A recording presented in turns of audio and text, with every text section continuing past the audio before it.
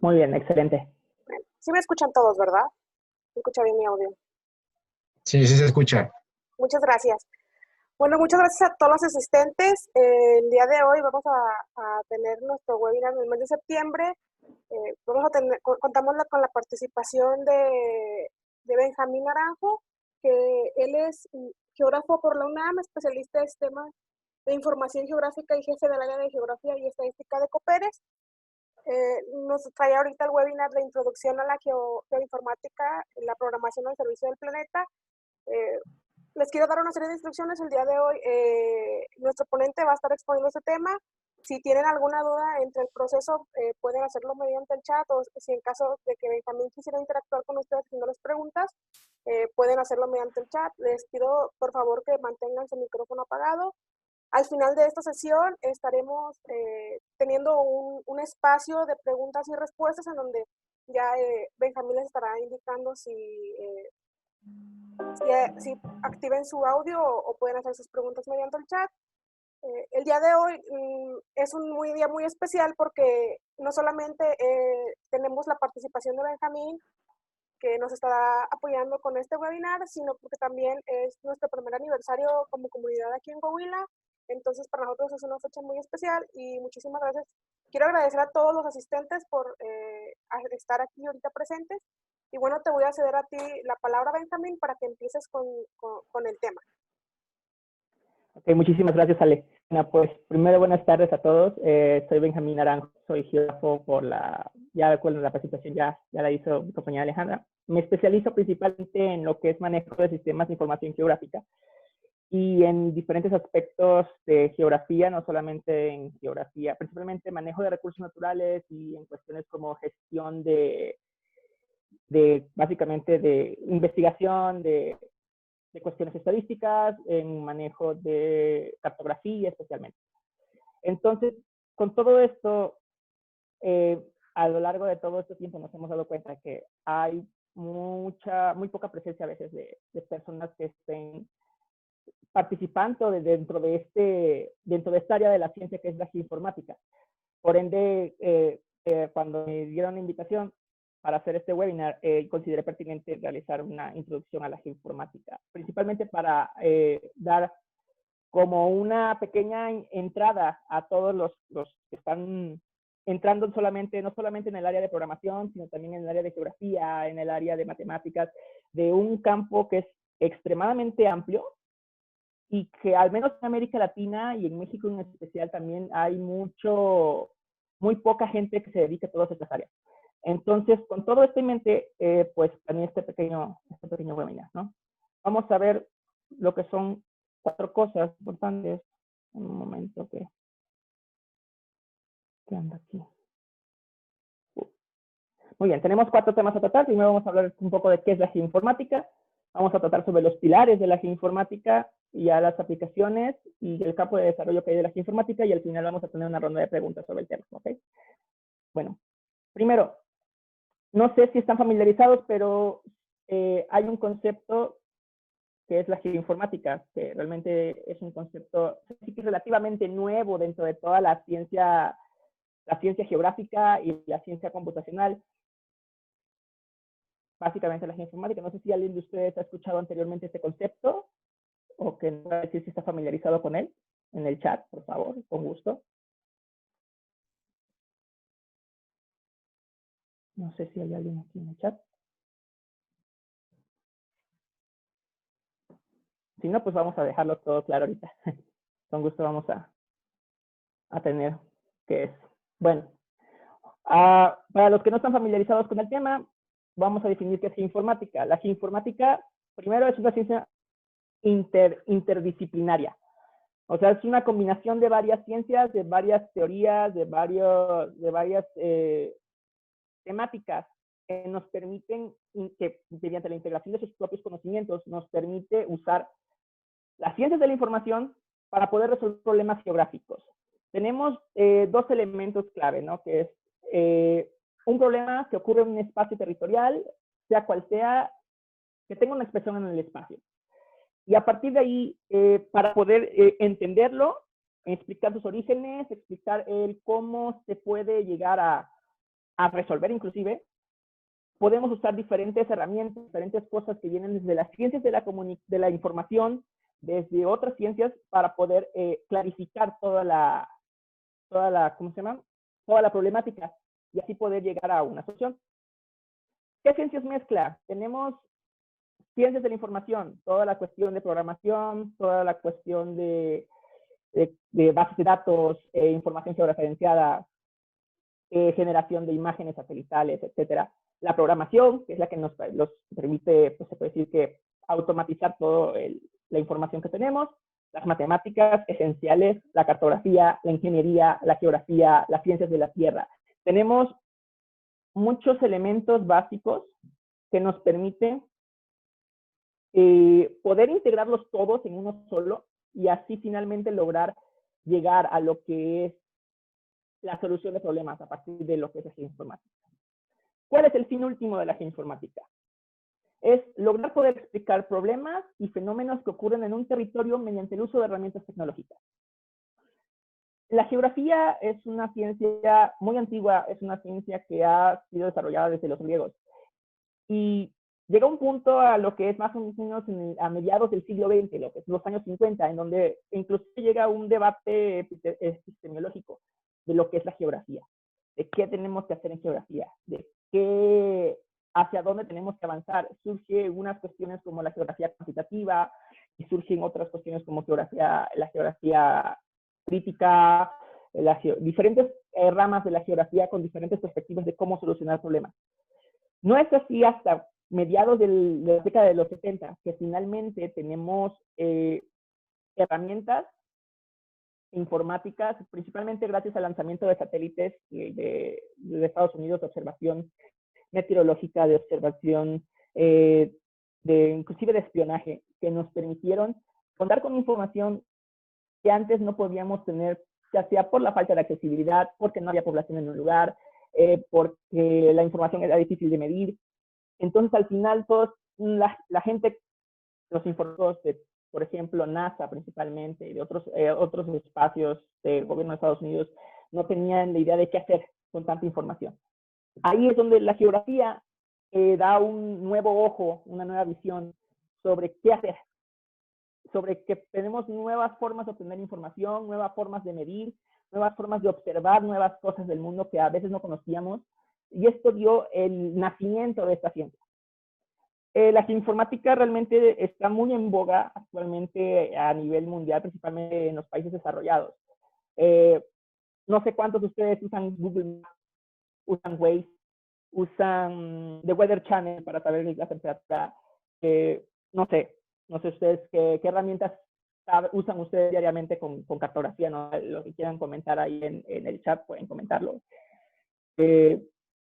A partir de todo esto es geoinformática. Todo esto es una combinación de crear aplicaciones que nos permiten identificar por dónde pasa un camión o por identificar el clima a un nivel urbano, que por ejemplo, muchos saben que aquí al menos aquí en Saltillo, en la parte oriental de la ciudad llueve más que en la parte centro, y cómo detectar diferencias cuando antes nada más teníamos una estación meteorológica, ahora todos nuestros celulares están brindando información y están alimentando bases de datos.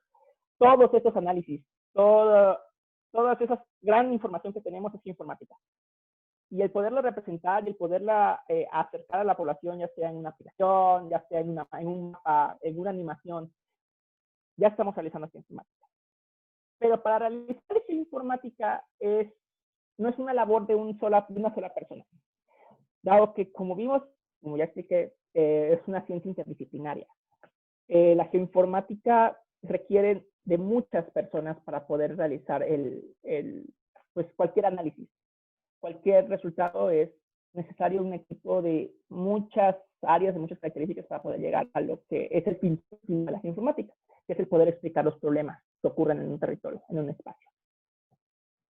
Bueno, podemos iniciar ya con esta pequeña introducción. Si alguien tiene alguna pregunta sobre lo que es la geoinformática o sobre cuáles son los fines, antes de pasar a esta parte de los pilares.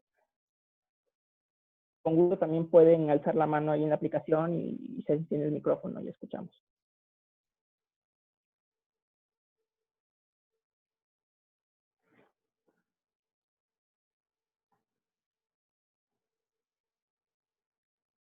No sé si alguien tiene. Ok, muy bien. No sé si alguien más tenga alguna otra duda.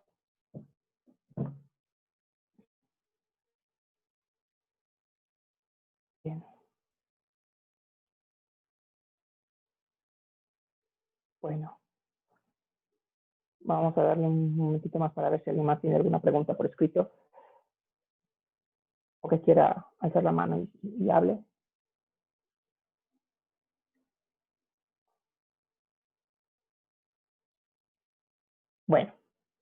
Bueno, entonces vamos a pasar a lo que es la siguiente parte.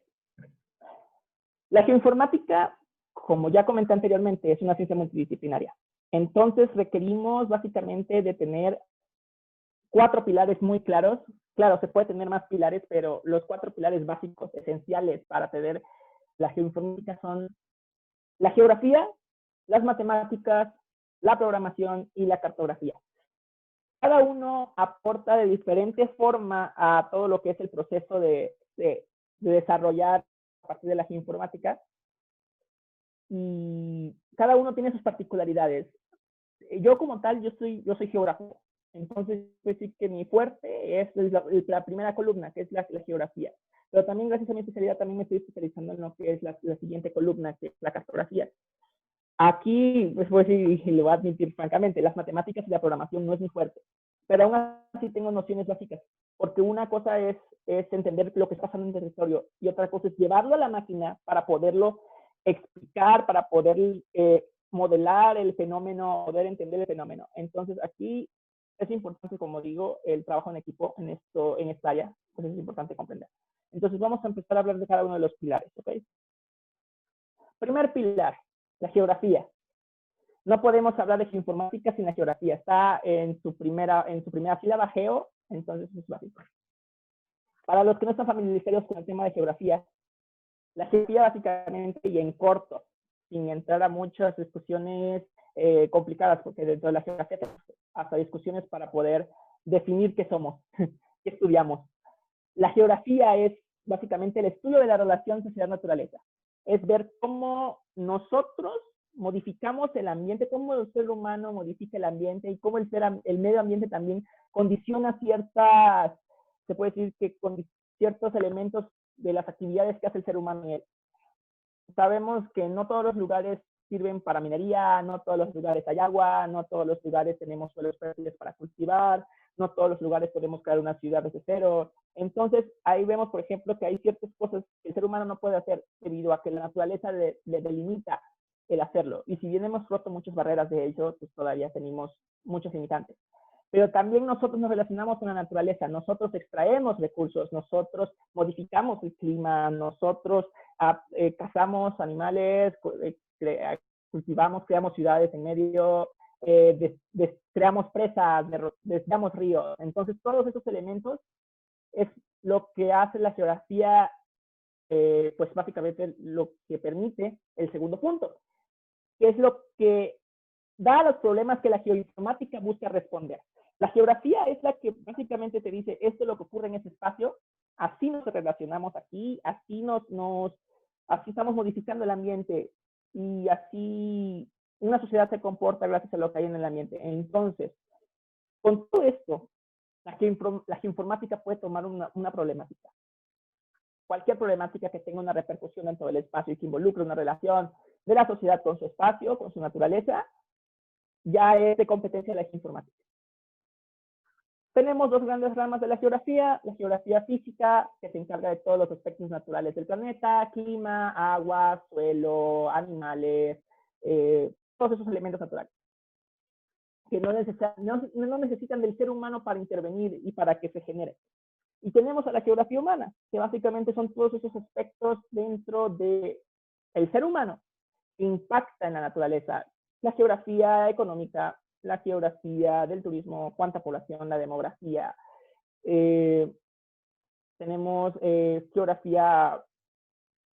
muchas geografías que involucran al ser humano, desde lingüística, comercio, todos esos aspectos que el ser humano involucra en su relación con la naturaleza es lo que hace la geografía humana. Hablar de geografía, bueno, me puede llevar más de este webinar, entonces no voy a profundizar un poco más de lo que hace la geografía. Pero básicamente dentro de la geoinformática, la geografía es la que nos da los problemas. A partir del análisis de los geógrafos o de los diferentes investigadores que se encargan de estudiar la sociedad de la naturaleza, biólogos, meteorólogos, economistas, etcétera. Cualquier cosa que repercuta dentro de un espacio se puede llevar a la geografía y por ende también la geoinformática puede involucrar. Ya teniendo en cuenta esto, tenemos nuestra siguiente rama, que es las matemáticas. Bueno, no sé si tienen algún comentario sobre la geografía, aquí, si tienen alguna duda sobre las cuestiones de geografía.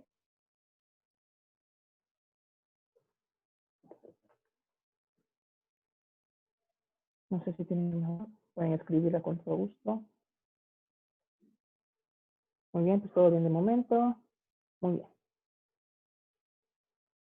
Muy bien, una pregunta. ¿Cuál es el objeto de estudio de la geoinformática? El problema de la geoinformática es que como es una ciencia interdisciplinaria, se puede decir que el objeto de estudio de la geoinformática viene siendo casi el mismo que la geografía, que viene siendo explicar la relación que tiene la sociedad con la naturaleza o con cualquier elemento dentro de un espacio, ya sea entre los mismos humanos o entre la naturaleza y la sociedad, que nos permita explicar con herramientas tecnológicas. Herramientas tecnológicas es lo que brinda ese término de geoinformática. Si no se usa del todo geografía, no se usa, entonces, ¿cuál es la diferencia entre estas? Que la geoinformática utiliza herramientas tecnológicas. Si no usamos herramientas tecnológicas, ya sea de programación, de las ramas que estoy explicando ahorita, no podemos hablar de geoinformática completamente. La línea es muy difusa. Realmente la línea entre ciencias, actualmente que estamos hablando de lo que es la interdisciplina, que está muy impregnada ahorita en los nuevos conceptos científicos. Ya es muy difícil hablar de ciertas diferencias. Y pues a cierto punto la geografía está buscando una parte de ella, no toda, está buscando acercarse hacia esa línea del desarrollo tecnológico y que nos permita acercarnos un poco más. Bueno, si ya quedó claro esa parte, no sé si quedó claro, vamos a continuar con el siguiente pilar de la geoinformática. El siguiente pilar es las matemáticas. Es que, bueno, aquí me comentan, algunos autores mencionan que su objeto de estudio son los datos geoespaciales.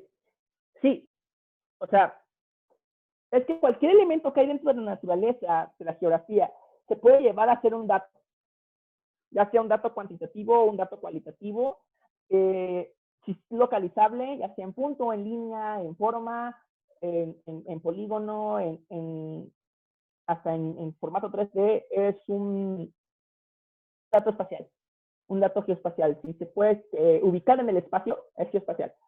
Entonces, todos esos datos, a que es el procesamiento de llevar lo que es la geografía, lo que es los elementos en la naturaleza de la geografía, a la programación a partir de la creación de datos, eso es geoinformática. Y ahí es donde comento que está involucrada esa relación de manejo tecnológico.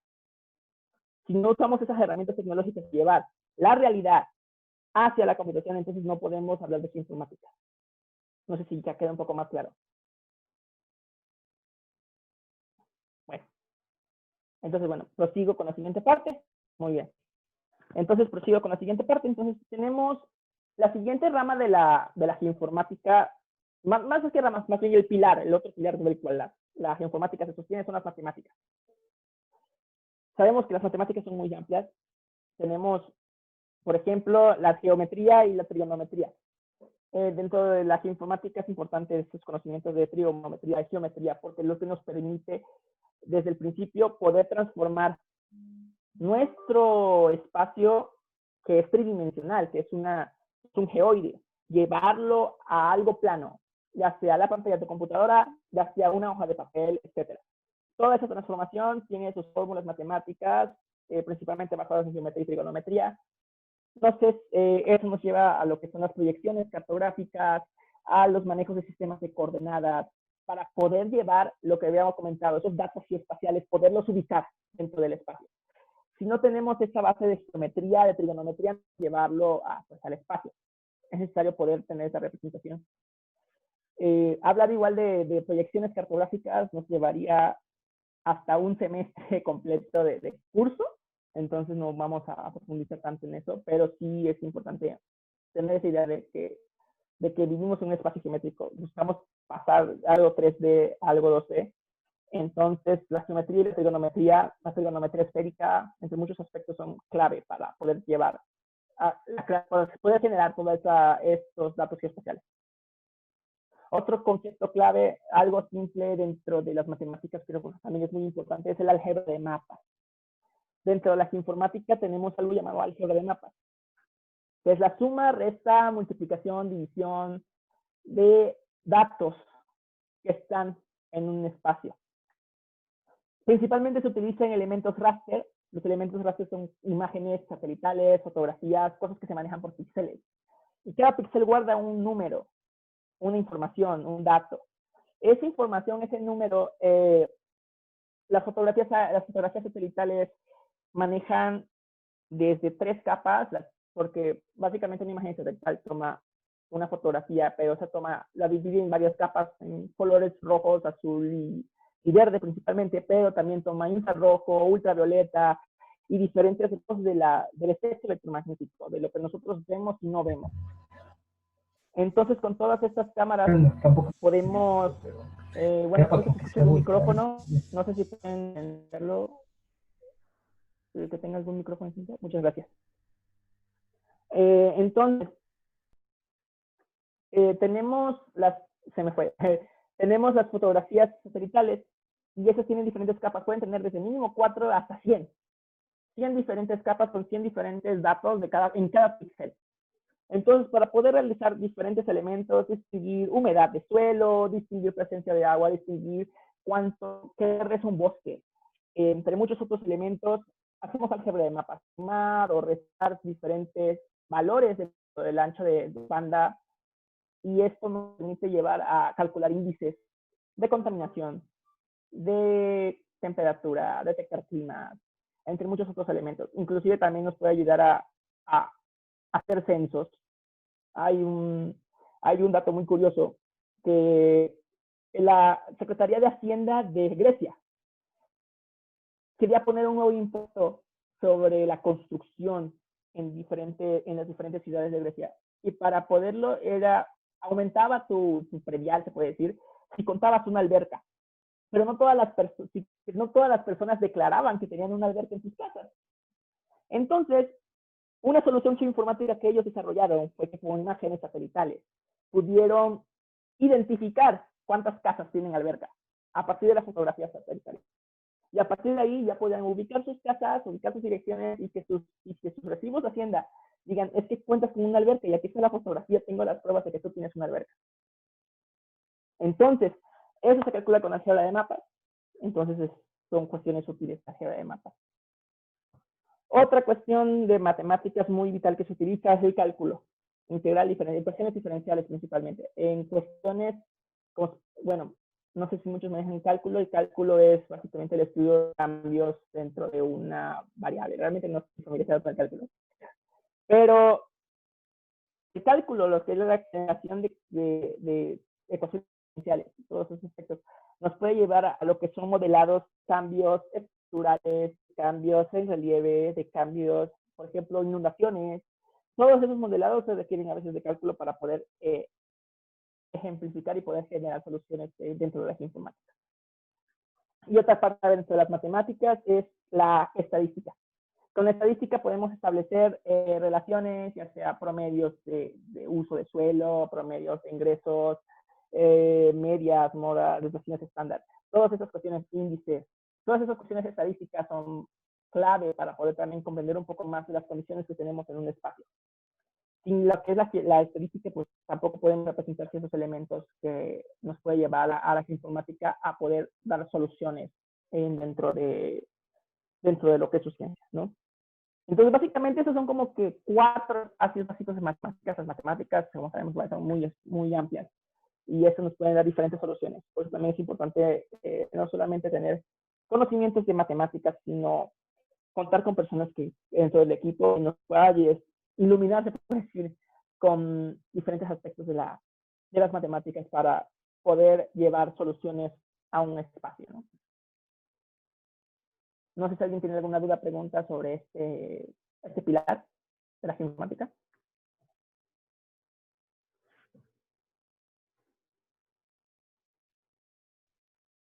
No sé si alguien tiene dudas. Queda al pendiente aquí de sus preguntas.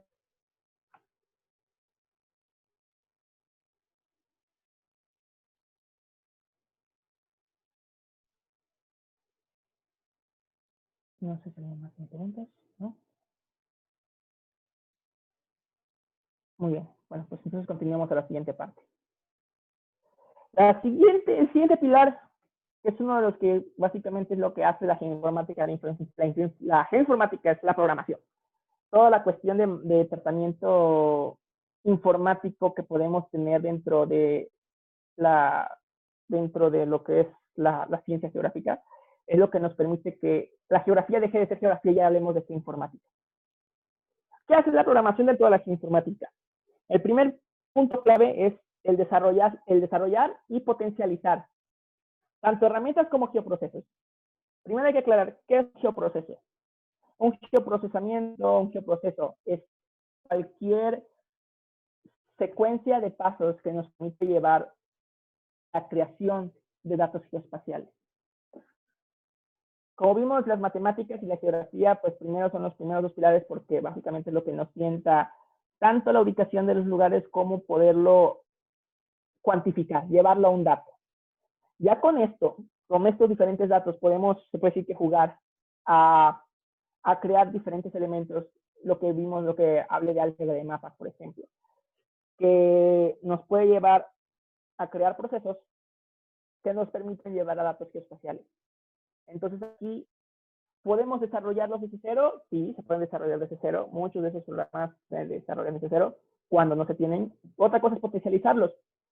También se crean muchas librerías que son acceso público en GitHub, en todas esas páginas web también podemos encontrar diferentes programas y también modificarlos para potencializarlos y adecuarlos a nuestro contexto geográfico. No siempre se puede utilizar una misma regla para medir diferentes cosas en el espacio. Tenemos, por ejemplo, no es lo mismo medir inundaciones, por ejemplo, en un área tropical, en donde los ríos llevan caudales de agua, en donde el suelo tiene diferente permeabilidad, que modelar inundaciones para un espacio desértico, en donde está seco, los suelos tienen otra característica, y si tenemos montañas cerca también es otra forma de modelar. Entonces, adaptarlo requiere de esos conocimientos de programación, poder adaptarlo a nuestra problemática para poderlo llevar. Una cuestión que se discute mucho en geografía es que cada espacio es único e irrepetible a pesar de que lo crean igual, los mismos modelos. O sea que mismos elementos pueden crear espacios, pero la relación que el ser humano tiene con ellos permite que sean únicos. Entonces, también en la programación a veces no siempre se puede modelar o crear geodatos con la misma regla para todo el mundo. Entonces, con eso tenemos que modificarlo para poder censar o para poder dar esos datos. No podemos hacerlos de la misma forma. Entonces, ya con la programación podemos potencializar lo que ya existe y empezar a crear nuevas formas para adaptarlas a otros espacios diferentes. Y pueden tener mejores resultados de análisis, mejores resultados de creación de información que pueda ser útil. Dentro de la programación tenemos dos lenguajes básicos dentro de la programación que son útiles en toda la geoinformática. El primero es el Python, que es básicamente Python es el lenguaje de la programación de todos los sistemas de información geográfica, que ahorita vamos a tocar un poco, que permite básicamente crear todos estos elementos, esas librerías que nos permite crear geoprocesamientos, que nos permite llevar a una solución. Y también actualmente tenemos lo que es los mapas en vivo, que básicamente es la creación de cartografía, de información en tiempo real. Un ejemplo clásico que todo el mundo creo que conoce es Waze. No sé si muchos de ustedes han ocupado la aplicación Waze cuando van a manejar o cuando van a definir una ruta y ven dónde ya existe y todo eso. Eso es cartografía comunicativa, pero también es cartografía en tiempo real. Esto se programa con JavaScript. Todos los servidores que se utilizan actualmente mapas en vivo utilizan JavaScript para poder desarrollarse. Otros dos lenguajes básicos importantes, R, que es un lenguaje estadístico, principalmente se utiliza en lo que es el mundo estadístico para poder desarrollar cuestiones, pues básicamente programación de distinción de medias, de modas, de cuestiones estadísticas más profundas. Y este lenguaje también nos lleva a lo que es la creación de gráficos, que muchas veces estos gráficos nos permiten establecer relaciones espaciales que no solamente la cartografía nos permite ver. Entonces, al llevar estas relaciones de R en R, también nos permite llevar a lo que es el fin último de la geoinformática. Y también lo que es el lenguaje SQL orientado a objetos, principalmente para la creación de aplicaciones, la creación de diferentes soluciones que pueden llevar a acercar más a la población de una forma más dinámica lo que es los resultados de la geoinformática. Pero no solamente los resultados, muchas veces también la población ayuda en lo que es la generación de estos datos. Otra vez retomemos el ejemplo de Waze. Si mucha gente si más gente use la aplicación Waze y reporta accidentes y reporte diferentes elementos, el mapa se hace más nutrido y tenemos más información y podemos detectar más problemáticas. Entonces, también la creación de estas aplicaciones es importante dentro de la geoinformática, porque muchas veces la población, uno como geógrafo no puede estar siempre presente en todos los lugares, entonces a veces hay que confiar en la información que nos viene de otros. Y el desarrollar todas estas aplicaciones que nos permita establecer esta conexión con las personas, nos permite también tener mejor información, nos permite tener soluciones más certeras y más cercanas a la realidad, que es lo que busca la geoinformática, que es lo que busca también la geografía. ¿Cómo podemos hacer todo esto? Tenemos dentro de la geoinformática un tema que es el sistema de información geográfica. El sistema de información geográfica, muchos dicen que nada más es un software, pero realmente otros autores, incluyéndome también, considero que no solamente es el software, es también la persona que está manejándolo, que la información que incluye es todo un sistema, como su nombre dice, que nos permite manejar, crear, modificar, actualizar y dar soluciones vistos a través del espacio geográfico. Toda la información geográfica existente podemos hacer en los sistemas y podemos crear y analizar todos esos elementos espaciales que tenemos. Entonces, tenemos dos softwares básicos que son súper útiles. Primero es ArcGIS, que es básicamente el rey de los sistemas de información geográfica. Es de paga y actualmente está migrando a forma online, que realmente es muy útil para cuestiones de manejo en tiempo real desde hacia puertos. De hecho, estaban buscando automatizar, creo que si me recuerdo, el puerto de Manzanillo, estaban tratando de automatizar la llegada de productos y todo con ArcGIS online. Y el otro es uno de código abierto, que es el QGIS, que es libre, a veces es un poco más complicado porque básicamente es más puro, es más cercano al área de programación, tiene sus ventanas de programación y todo eso, y tiene muchos clubs que nos permite hacer diferentes elementos, pero los resultados son similares. Básicamente ambos nos pueden dar soluciones, nos pueden dar herramientas de análisis que nos permitan entender qué problemáticas ocurren en el espacio geográfico. Hablar de sistemas de información geográfica también nos puede llevar cursos completos, entonces tampoco voy a meterme un poco sobre los diferentes elementos de esto. No sé si tienen alguna pregunta sobre cómo la programación se involucra en la geoinformática.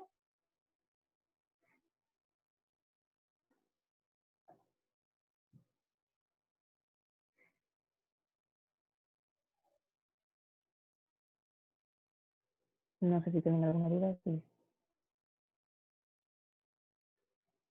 Estoy atento a sus preguntas. Disculpen por poner en la cámara.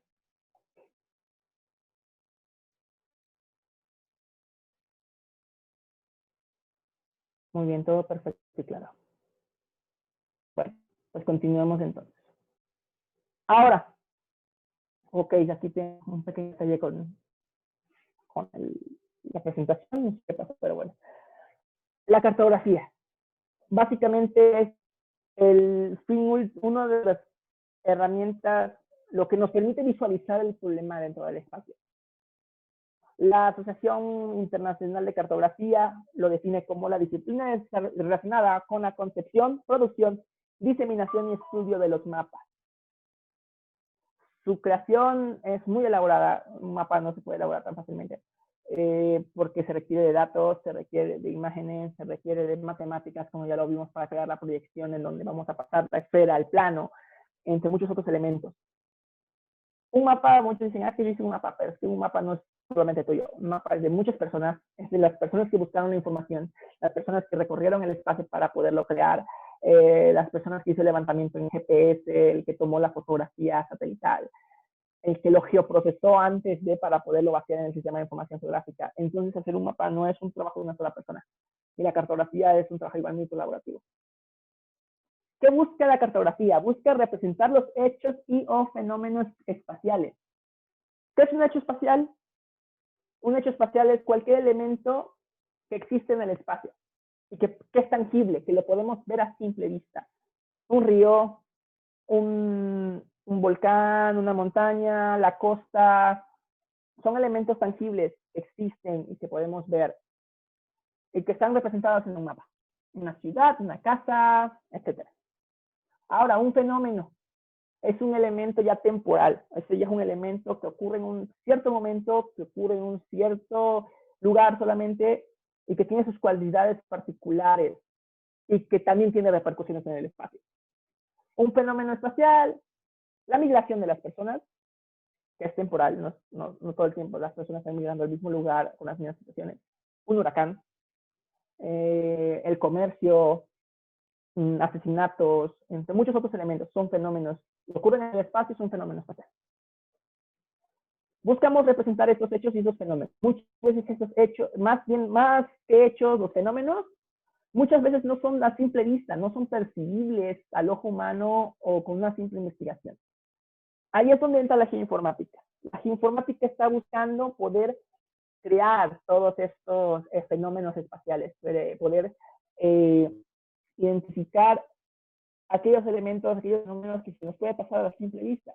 Lo vamos a ver un poco más adelante ahorita que veamos los ejemplos. Tiene su propio lenguaje, que es lo que dice en el segundo elemento, que no se ve bien. La cartografía tiene su propio lenguaje. Casi siempre es un lenguaje universal. Muchas veces podemos ver un mapa que está en letras de otro idioma, pero si tenemos la habilidad para poder entender el lenguaje que maneja la misma cartografía, podemos entenderlo simplemente. No sé si alguien ha visto un mapa que hable del mar que no esté azul. No sé si alguien lo ha visto. Hay un mapa que hable sobre algún tema del mar que no esté azul. Son muy raros, es casi imposible. Realmente es un error muy grave poner algo que no tenga que ver con el agua o con el mar o con algún elemento relacionado al mar, por ejemplo, comercio de pesca, etcétera, que no estén azules. Ahí estamos hablando del lenguaje cartográfico. Los símbolos, todo lo que es la semántica y la semántica que existe dentro de la cartografía es propia y es única y casi siempre sin importar el lenguaje se maneja igual. Hay casos hasta extremos, como por ejemplo, rara vez se puede homologar. Se puede decir que las reglas del lenguaje cartográfico son algo abiertas, nos permite el poder jugar con ellas, ¿no? Poder usar diferentes símbolos o decir sus colores en cierto rango. Pero hay ciertas ciencias, por ejemplo, la geología, que su propio lenguaje para determinar, tiene sus manejos de colores y de formas y de figuras para cada era geológica y estandarizado. No puedes cambiar de color, no puedes cambiar de tono porque ya estás dándole a la persona que está analizando ese mapa otro significado. Entonces aquí también es importante ese conocimiento. Y la cartografía es lo que nos permite visualizar completamente y dar una comprensión a la problemática que se busca solucionar dentro de la geoinformática. Básicamente, la cartografía, como ya mencioné, es esa expresión del espacio. Es lo que nos permite visualizar qué hay o qué ocurre dentro del espacio y establecer relaciones. No siempre la estadística pura, el número por sí solo, nos puede dar la solución al problema que estamos analizando dentro de la geoinformática, sino que también el verlo espacialmente, el ver de dónde viene, a dónde va, por dónde pasa, y esas implicaciones de las diferentes variables que tenemos dentro del mapa, los diferentes elementos que estamos buscando unir, nos permite comprender mejor el problema. sin esa comprensión cartográfica no podemos a veces darnos cuenta que existe un fenómeno. Entonces aquí es donde la cartografía nos permite dar esa pauta, esa base que nos permite llevar a la solución de una forma más, se puede decir que más simple, ¿no? No sé si alguien tiene más dudas sobre lo que es la cartografía y sobre cómo afecta la cartografía dentro de la geoinformática. Con gusto está abierto al micrófono también en el chat.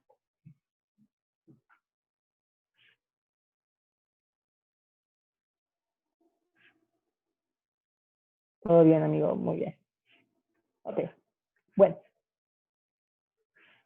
Vamos a la siguiente. Vamos a hablar un poco de los usos de la geoinformática. Lo que le voy a presentar ahorita son ciertos trabajos que yo ya he realizado, que yo realicé en diferentes proyectos, que nos permite ver cómo la geoinformática nos da soluciones.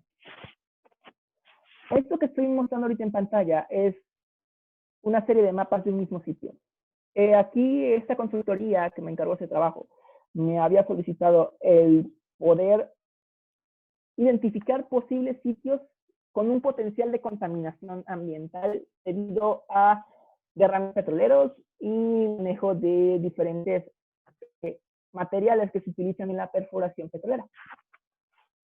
Para ello requerí ciertos elementos. Primero, imágenes satelitales existentes de la zona, fotografías aéreas de 1975 para establecer una línea temporal, los datos de ubicación ya sea de pozos, de lo que son ductos petroleros, y a partir de todos estos elementos pude poder desarrollar un sistema de diferentes elementos que nos dé un número, se puede decir que una probabilidad, porque hay que aclarar que como todavía no se visitaba el sitio, no podemos decir exactamente si realmente ocurrió o no ocurrió.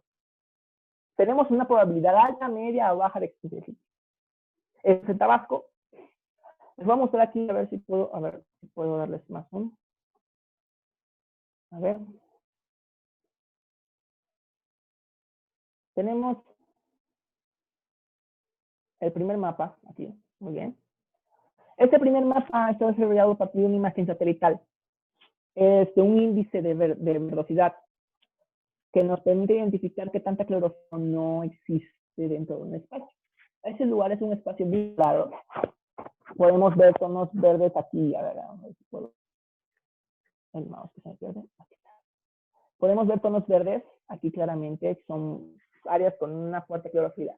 Y algo que nos dimos ante diferentes recorridos en el campo es que hay ciertos pastos que crecen en zonas que ya nos habían dicho que están contaminadas.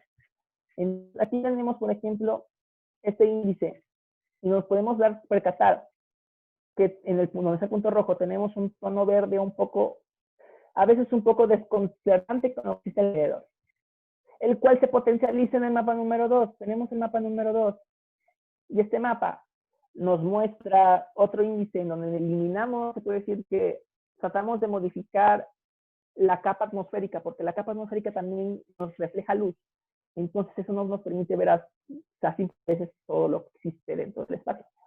Entonces podemos ver que tenemos un tono muy verde, muy intensamente verde en lo que es el punto rojo. No sé si lo ven. Ese tono verde nos ya da una pista de la existencia de vegetal. Es muy diferente a los tonos de los árboles que tenemos alrededor. Y bueno, no sé si ven que hay otro tono verde similar en la esquina inferior derecha. En esa esquina también es otro sitio que ya estaba confirmado, pero que ya habíamos descubierto anteriormente, que no necesitábamos esa análisis para poderlo llevar. Ahora,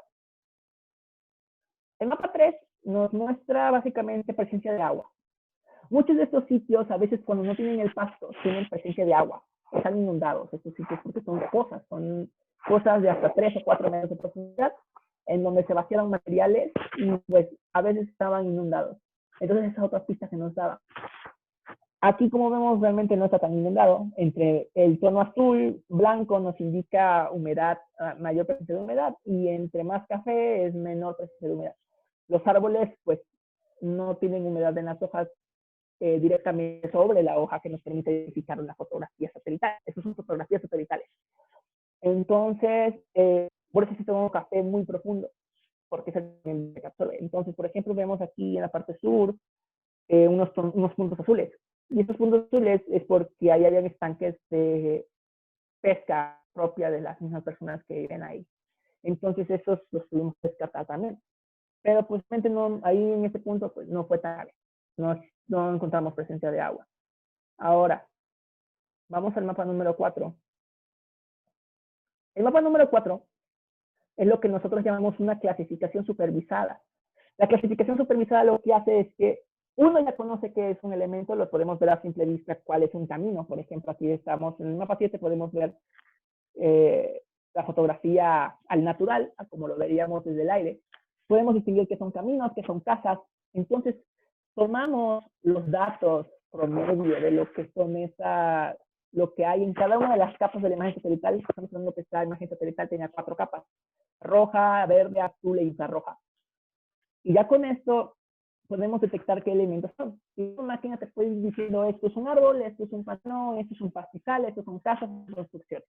Podemos definirlos con la misma máquina, con la misma programación, cuáles son los rangos en donde podemos llevar a esto. Entonces, una de las características, como ya habíamos mencionado, es la presencia de agua y de ciertos pastos.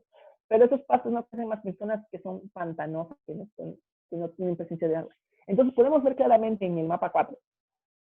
Los tonos verdes oscuros son zonas de árboles y los tonos cafés son caminos. Podemos ver claramente en la zona donde está el punto rojo, que es una zona de pastizal, y tenemos varios tonos verde claros. Esos tonos verde claros son zonas de pantanos. Y eso ya nos da una pista de que esos pastos podemos tener pantanos ahí, por el comportamiento de la onda electromagnética. Entonces ya con eso nos da otra pista más de que ese sitio puede ser que esté potencialmente contaminado. Porque no concuerda, estamos hablando que es una zona arbolada, no tenemos por qué habría de haber un pantano en esa zona que es arbolada, no debería de existir.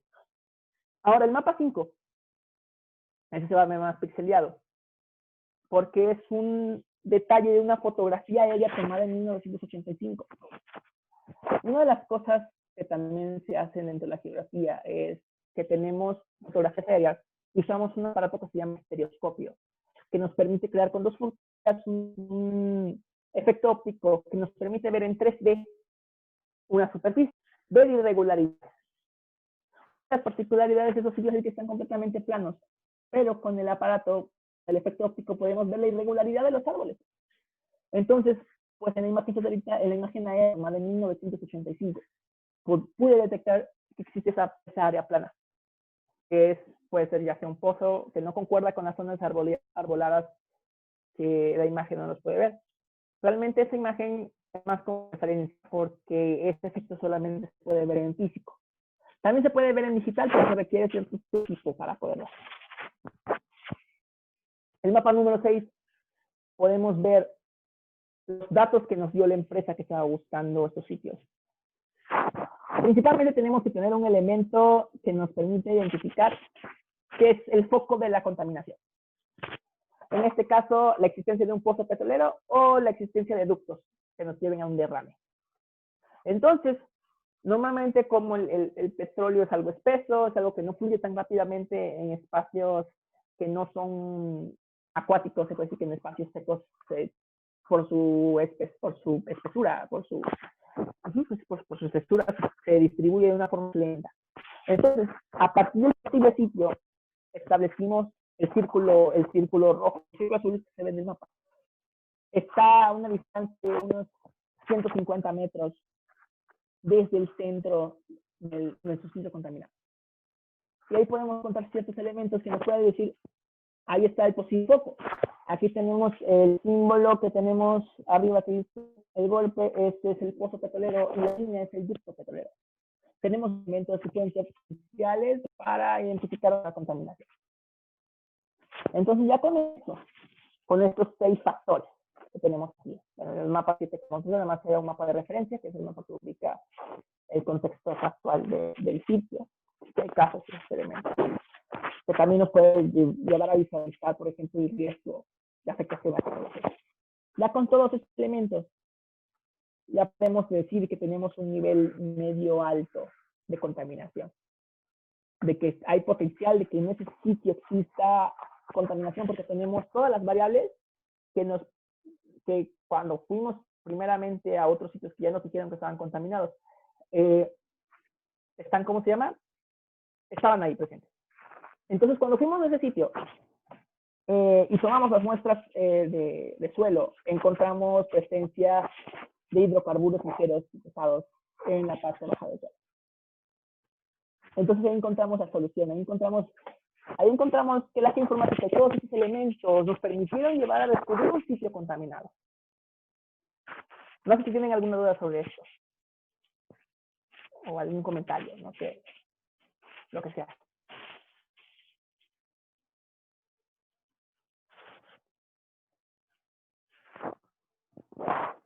No sé si tienen alguna duda de esto.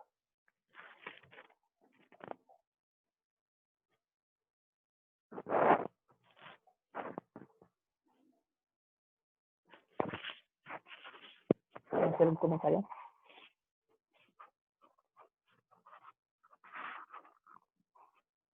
¿No? Entonces aquí podemos ver, bueno, dicen los mapas se hicieron con combinación de bandas, se hicieron con combinaciones de bandas, lo que son los primeros dos fueron combinación de banda verde-roja para detectar presencia, lo que es la presencia de clorofila en la vegetación. Y la parte de abajo, el mapa 3, fue con la banda azul y roja para detectar presencia de agua. El mapa 4 fue con una clasificación supervisada. Se detectaron sitios que ya sabemos que eran y se tomaron los valores promedio de varios sitios que tenían la misma composición para poder generar promedios y poderlos espacializar, ¿no? Buscar sitios que tienen casi las mismas características electromagnéticas, del espectro electromagnético. Y ahí vemos. A ver, no sé, ¿alguien tiene alguna otra pregunta sobre esta parte? Disculpa la... Bueno. Te escucho. ¿Esos mapas fueron elaborados en Envy o ArcGIS o... Bueno, Están tengo elaborados curiosidad de en eso. QGIS. En QGIS. Se elaboraron en QGIS. En QGIS se elaboraron estos mapas y se usó un plugin que se llama Semi-Supervised Classification Plugin. Que básicamente ese plugin me realiza toda la álgebra de las imágenes raster. Gracias. Nada de nada. Bueno, pues si no hay...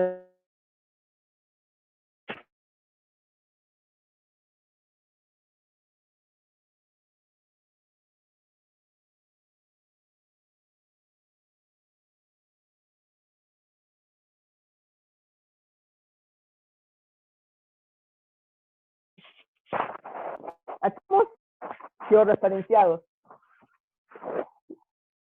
En los puntos en donde pasó un huracán según la Agencia Nacional de Huracanes de Estados Unidos en el territorio nacional entre 1881 y 2020. Cada uno de los reportes que genera la NOAA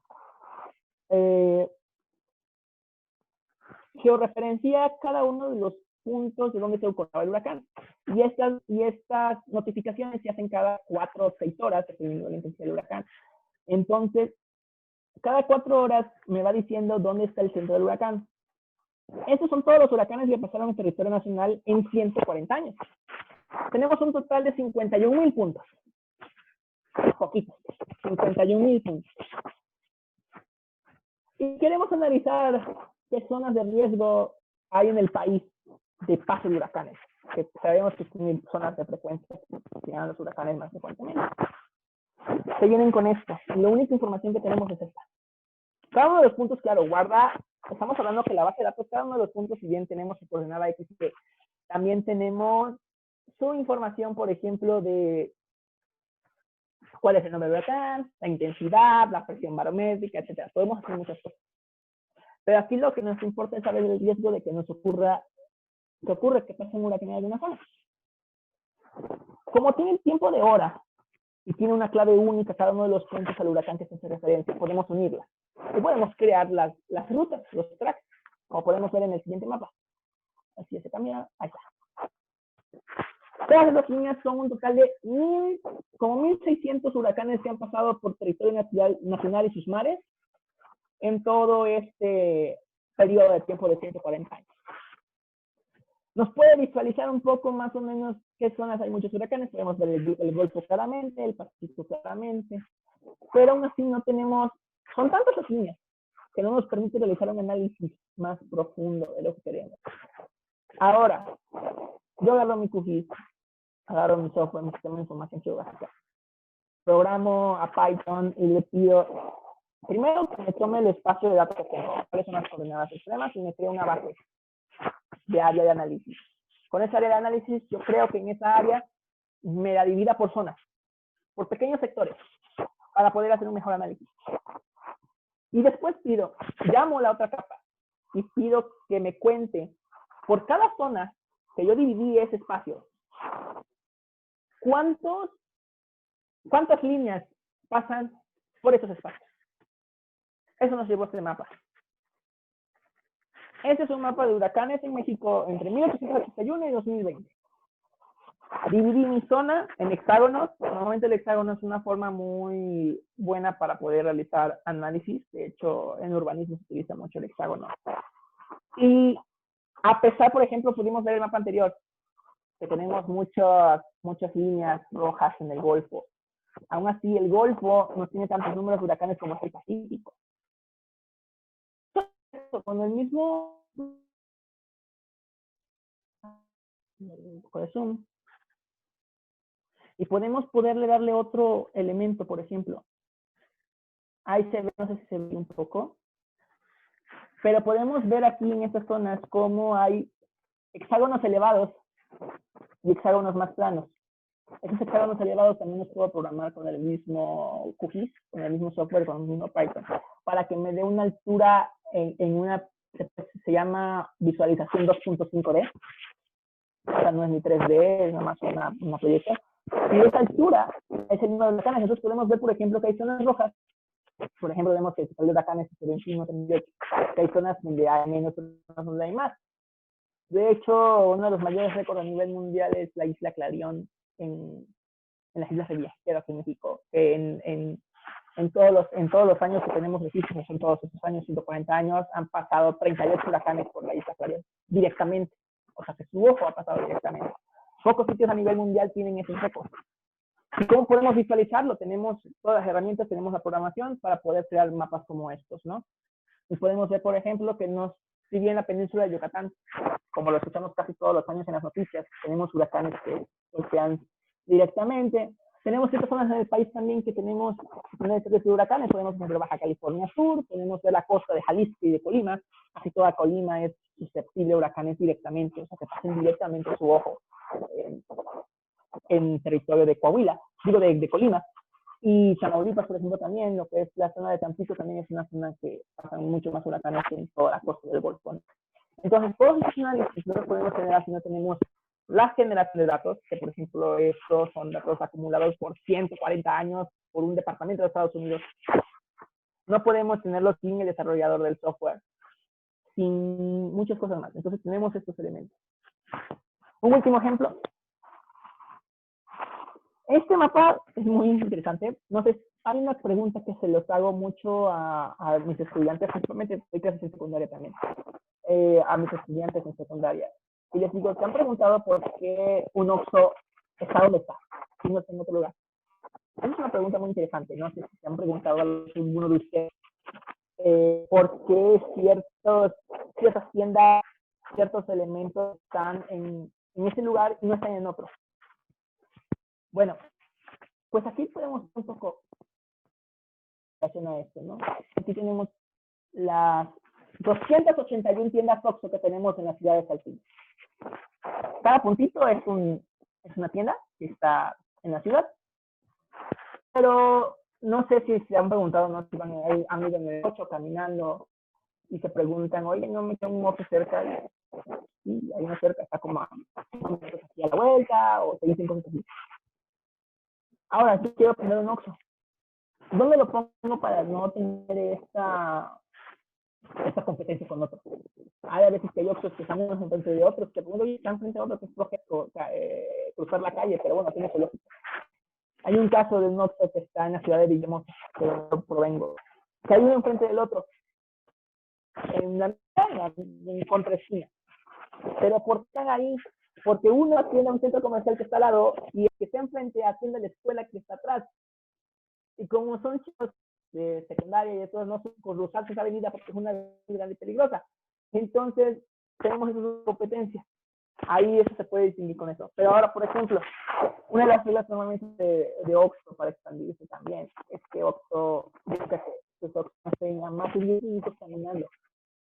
¿Cómo podemos calcular eso? Metemos el sistema de información geográfica, los puntos de todos los Oxxos. Ponemos una red vial que nos permite identificar todas las piezas, todos los recorridos ya en metros y todo eso. Y hay una librería de programación que nos permite meter los datos, nos permite meter la velocidad. Y con todo eso podemos generar el siguiente mapa. Este mapa es el tiempo de distancia a pie para llegar a una zona de Saltillo. No sé si, a ver, déjame ver si doy. Quiero darles un poco de mapa para que vean. Cada una de las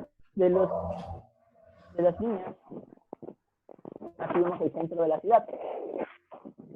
Las líneas gruesas significan que son a 5 minutos de distancia. Y cada una de las líneas más pequeñas estamos a 1 minuto de distancia de un Oxxo. Aquí estamos viendo el centro histórico de Saltillo.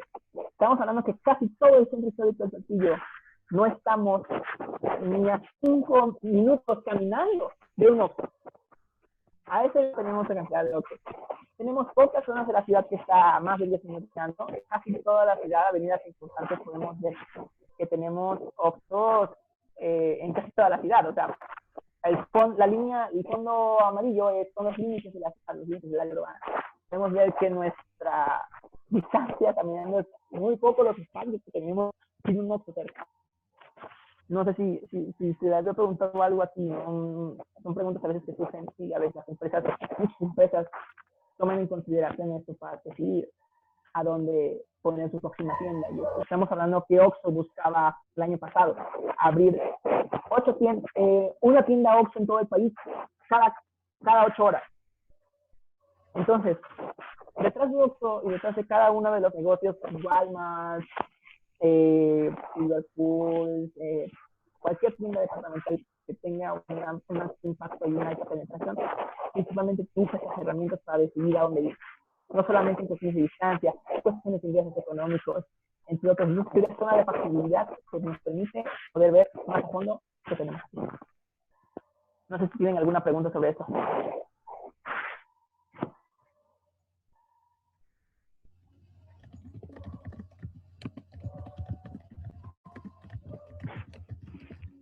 No, escucho que hay más escribiendo. A ver.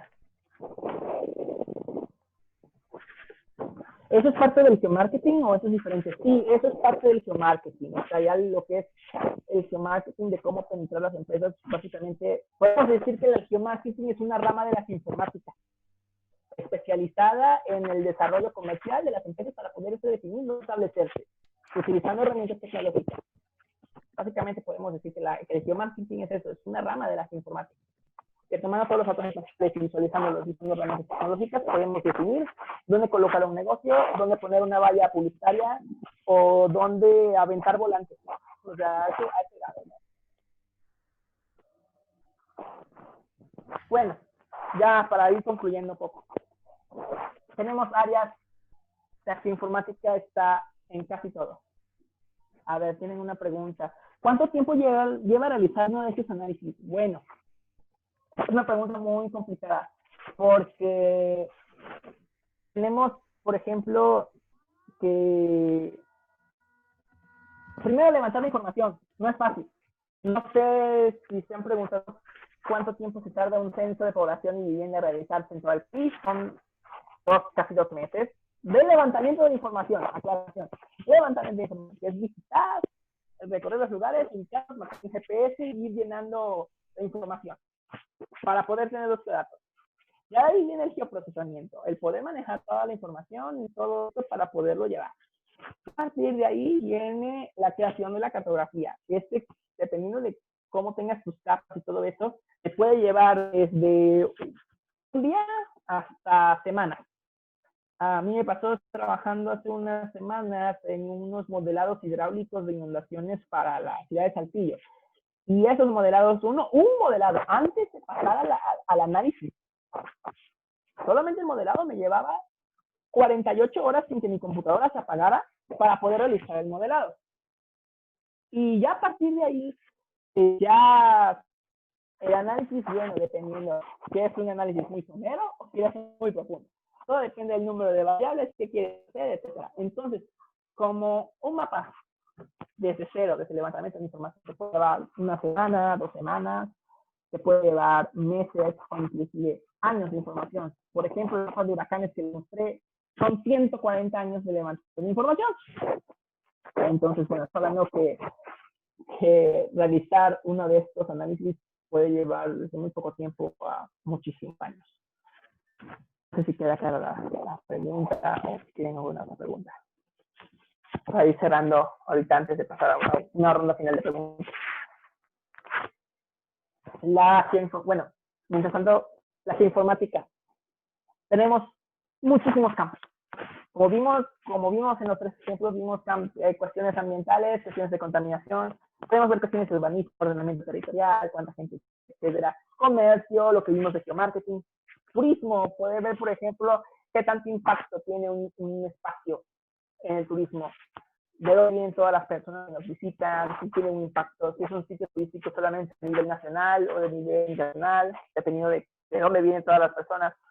Las actividades agrícolas, increíblemente ahorita muchos agricultores aquí en el norte del país y en otras partes del mundo están usando drones para tomar fotografías de tipo satelital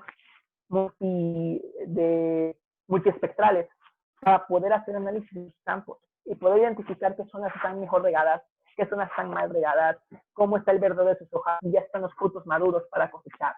Con un levantamiento de dron, un análisis corto y rápido tienes esa identificación de zonas. Y ya con eso puedes mejorar tu cultivo, mejorar tus rendimientos, dónde fertilizar, no gastar básicamente a lo tonto. Se puede decir que en recursos, sabiendo que solamente tu riego está bien en una parte, pero solamente tienes que enfocarte en otra. O el fertilizante solamente tienes que ocuparlo en una tercera parte de tu campo. Entonces también hay informática en todos esos análisis. Y muchos campos inimaginables. No sé cuántos campos realmente hay muchísimas personas involucradas en las informáticas y análisis espaciales todos los días, todo el día, para que nuestra sociedad actual funcione. O sea, realmente, por ejemplo, todo lo que hace Google de actualizar negocios, de colocar tráfico, de identificar accidentes, todo eso se actualiza 24 horas al día, porque 24 horas al día puedes ver qué lugares hay mucho tráfico, qué lugares no. Todo eso es informática. Realmente, el siglo XXI, desde el 2010 para esas fechas, la informática ha tenido un gran repunte porque tenemos una inmensidad de fuentes de datos y los estamos ocupando cada día a más no poder. Planear las rutas de las cosas que compras en Amazon, por ejemplo, o saber, por ejemplo, que te llegue la notificación de celular de, falta dónde está tu paquete y en cuántas horas va a venir, o cuántos días, todo eso es informática. Anuncios de Facebook localizados. Por ejemplo, no sé si les ha pasado que están en sus celulares en un sitio y cuando se van les pregunta mismo Google Maps una opinión del sitio que visitaron. Ahí están obteniendo información y así estamos todos los días. Todos los días nosotros, los seres humanos, todos somos seres espaciales. Somos seres que nos dirigimos en un espacio que realiza actividades. Y toda esa información, actualmente con toda la tecnología que tenemos, poder llevarlo a nivel extremo de análisis, desarrollar muchísimas soluciones que nos pueden mejorar cada día.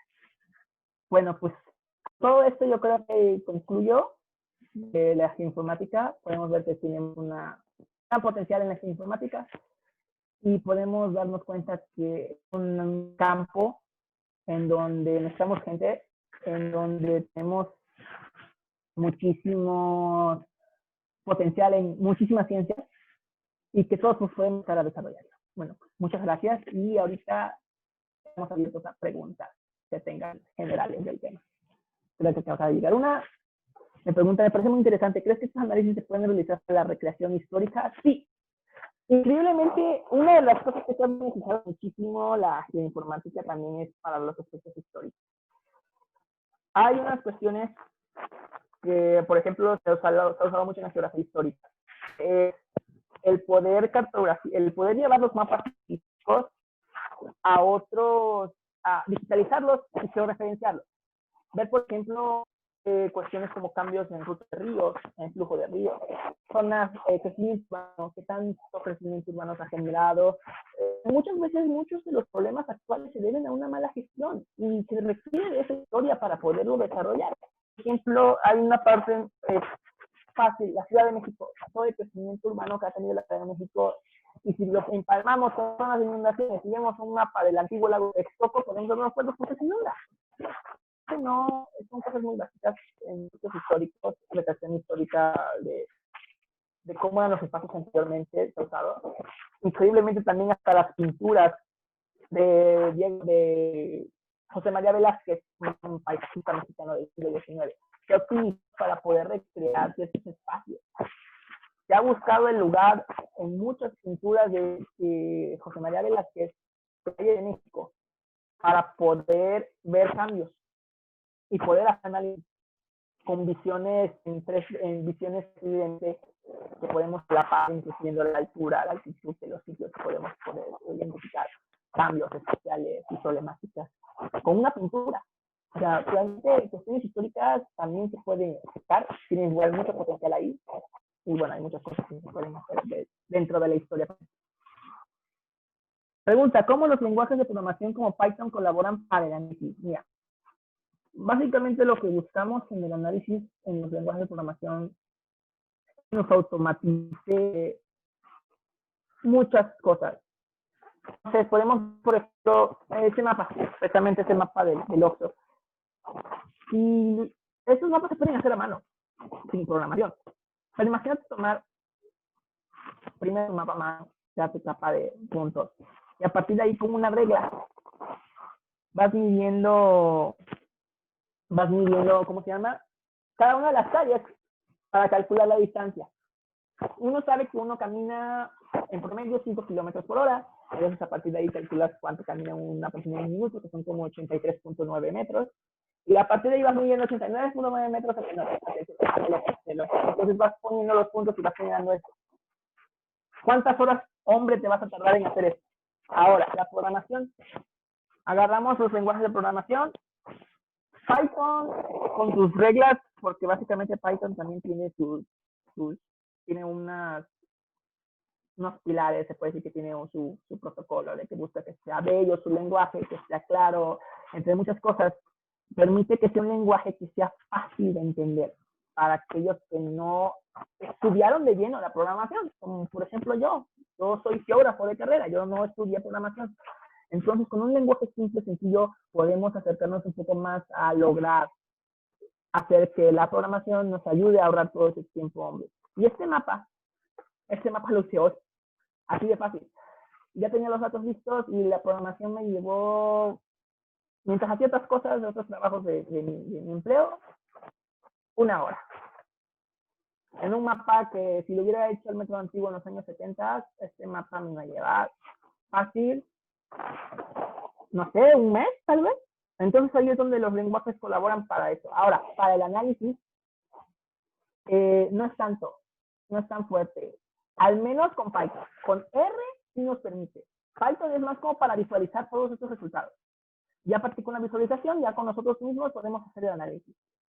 Entonces ahí no es lo mismo. O sea, realmente para el análisis más bien es como R para establecer relaciones entre ciertos elementos que nos permiten. Por eso es importante de que usamos diferentes lenguajes, no solamente nos usamos Python. Python principalmente para lograr esa visualización, no se librería. Ahora me preguntan, ¿cuál es el mayor reto o bien el trabajo más exhaustivo que has realizado con la cartografía, análisis, etcétera? Cuéntanos un poquito. He hecho muchos trabajos, realmente he hecho muchos trabajos. Creo que hay dos que tengo muy presentes, muy exhaustivos. El primero, que fue uno que hice hace como unos 2 años, que fue la identificación de sitios contaminados, la que les presenté en el mapa a ver, les muestro este no solamente fue ese sitio, Para todo el campo petrolero que hicimos el análisis, fueron 246 sitios. Como 246, 250 sitios. Realmente no tengo muy presentes cuántos sitios fueron. Fueron más de 200 si fueron. En el que hay que hacer todo este análisis. Toda esta búsqueda. Y muchos de ellos, ¿cómo decirlo? O sea, realmente es muy visual. Podemos sumarlo y crearlos un índice para esto, pero por cuestiones de tiempo no pude desarrollar tanto el índice. Pero sí podíamos ver muy visual, ir viendo todo el campo petrolero, que eran como 150 kilómetros cuadrados, e ir identificando cada punto que me cumplía toda mi análisis de variables. Y el otro, que uno de los que más exhaustivo y mayor reto ha sido un análisis hidráulico de la ciudad, de varias ciudades, y todavía no se ha publicado ese archivo, no puedo hablar mucho de eso, pero varios sitios de cuestiones de inundaciones dentro de la región sureste del estado de Coahuila. Primero es muy pesado establecer los límites, buscar la información también es complicado, no es una zona que lleve mucho, y esperar el procesamiento tardaba días en toda un área, o sea, podíamos tardar 3 días en que me dieran resultados. Y una de las cosas que más frustra, por ejemplo, es cuando no te das cuenta de algún error dentro de tu programa y todo esto, pasan 3 días y ves que está mal, y ves que te faltó una variable, y ves que te faltó algo con el resultado. Y volverlo a hacer. Realmente es complicado, a veces es muy pesado, muchas cuestiones dentro de la informática. A veces no se tienen los equipos con el potencial para hacer todos esos cálculos. Los que programan no me pueden engañar, saben que se requieren equipos con un buen RAM, con una buena memoria, con un buen procesador para poder hacer todos esos análisis. Y lo vemos nosotros también los informáticos, tenemos muchas dificultades con estos, a veces con los tiempos.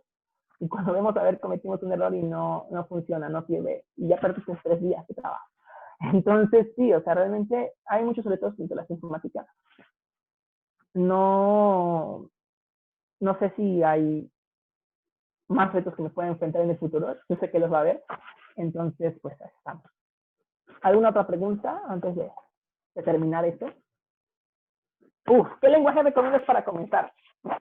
Mira, antes de comenzar con un lenguaje, bueno, yo vengo de la geografía, entonces yo considero que lo primero que tenemos que hacer es familiarizarnos con todos esos elementos espaciales. Porque por mucho más que programemos, no podemos entender cómo ocurre un fenómeno si no sabemos qué fenómeno queremos programar. Entonces, necesitamos cuestiones como no sé, necesitamos cuestiones que nos lleve a entender primero tu problemática. ¿Qué es lo que quieres buscar? ¿Qué es lo que quieres modelar? Saber la matemática que hay detrás y todo eso, para poderlo aterrizar. Ahora, ¿qué lenguaje? Depende de qué quieras hacer. Pero para la informática, lo más importante es, ¿cómo se llama? Es Python. Porque todos los sistemas, casi todos los sistemas de información geográfica abiertos y también de paga, están programados en Python. Y sus paqueterías de análisis y de software están programados en Python. Entonces, para hacer modificaciones y hacer lo que te había comentado, que es potencializar todos esos geoprocesos o adaptarlos a una región, no lo podemos hacer sin el lenguaje Python. Ya otros estudios de análisis, bueno, ya el siguiente que recomendaría es JavaScript. Que JavaScript es lo que nos va a permitir llevar nuestros datos por internet a la nube y así poderlo compartir con más público y poder hacer cosas así. Creo que quedó claro esta pregunta. Ahora, me preguntan, ¿has explicado geografía en niños? Me encantaría incitar a decir esta maravilla y tener las geógrafos en el mundo. Sí, he dado clases principalmente en secundaria. Doy clases de geografía en primero de secundaria. Y bueno, los chicos tienen... Uno de los problemas actuales es que muchos no entienden esta ciencia, lo ven como algo inútil o están muy familiarizados con la idea de que son capitales, que son ríos, que son eso. Y no, es estudiar cómo nosotros convivimos con nuestra naturaleza y cómo la naturaleza también nos afecta a nosotros. No sé, muchos de los chicos con los que he dado clases han viajado a otros lados del país y les digo, oigan, han visto diferencias en las casas, hay diferencias en el clima, que hay montañas, que no hay montañas. ¿Por qué? Ustedes pregunten por qué en ese lugar hay algo. Entonces, realmente, a un niño, a una niña, lo que hay que explicarle como básica en geografía es, pregúntate por qué las cosas están ahí y no están en otro lugar. Es la pregunta clara. ¿Qué IDL es un lenguaje de programación? A ver, ¿cómo que qué IDL? ¿Qué es IDL? No me queda muy claro la pregunta. O más bien, ¿qué es un lenguaje de programación? Pues un lenguaje de programación es una serie de códigos que nos permite llevar a crear un proceso en un sistema de computación. Realmente no tengo mucho bien claro la definición de lenguaje de programación, soy más práctico realmente, entonces no me queda muy claro a veces. Bueno, no sé si tienen alguna otra pregunta. Tenemos más preguntas.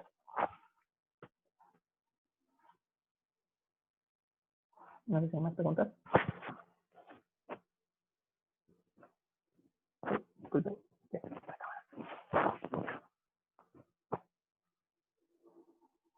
Muy bien. Bueno, pues si no hay más preguntas, pues por mi parte sería todo. Les agradezco a todos su presencia aquí en este pequeño webinar. Espero que les haya ayudado un poco a ver esta nueva área de oportunidades, tanto para los compañeros geógrafos que están aquí viéndome, como para los compañeros y compañeras que programan, que se dedican al desarrollo de software, que vean que hay muchos campos en donde podemos potencializar nuestros conocimientos y poderlos llevar a mejores soluciones. Entonces, bueno, pues por mi parte sería todo y pues muchísimas gracias.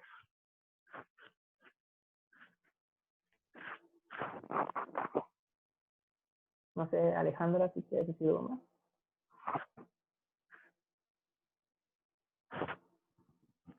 Ya para cerrar.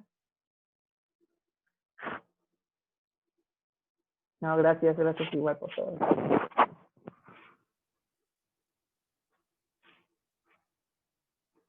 No te escucho, Raquel.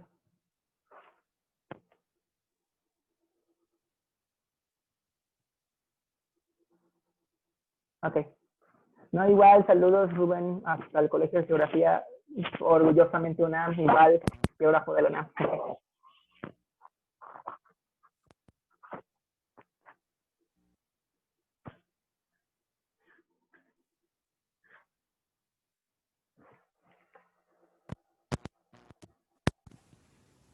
Hola, hola. Hola, ya te escuchas. ¿Ya me escucho?